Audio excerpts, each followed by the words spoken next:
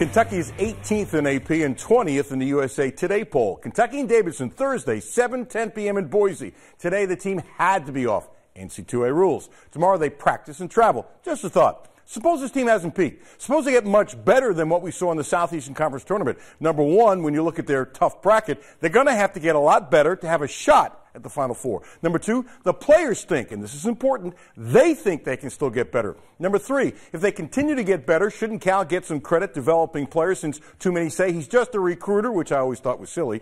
To the team, they also are buying into the obvious. You win the Southeastern Conference tournament, and you believe you should be a 4 seed, not a 5 seed.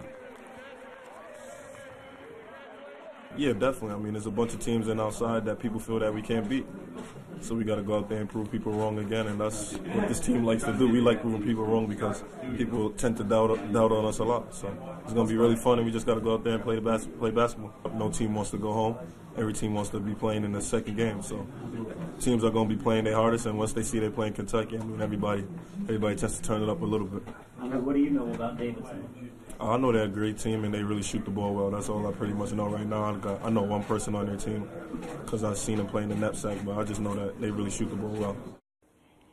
Awful news. I've been around great trainers when this has happened, and it destroys you. Trying to win the Derby is one thing, but when you lose a horse, you just don't forget. Marino, seen here winning the Smarty Jones Stakes with ease at Oaklawn, broke a bone in his front leg and had to be put down.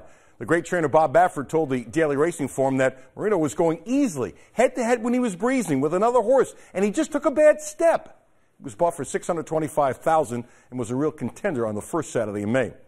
Wonderful news for a Kentucky boy. Redshirt senior catcher first baseman Troy Squires from E-Town is the SEC Player of the Week as Kentucky won the series with number 3 Texas Tech. 2 home runs, 11 RBIs for the week, and his 2-out, 2-strike hit against Western Kentucky in the bottom of the ninth on February 27th set up the big walk-off win. UK's game with Murray State, by the way, tomorrow is off. That's Bill Meck's fault. So, the Courier-Journal says that Louisville players voted not to play in the NIT. The players today, when they talked to the media, didn't admit that, but said they came to Louisville to win the NCAA championship. They were down, and they said they finally bought in. In other words, they didn't want to play in the NIT. More news after this.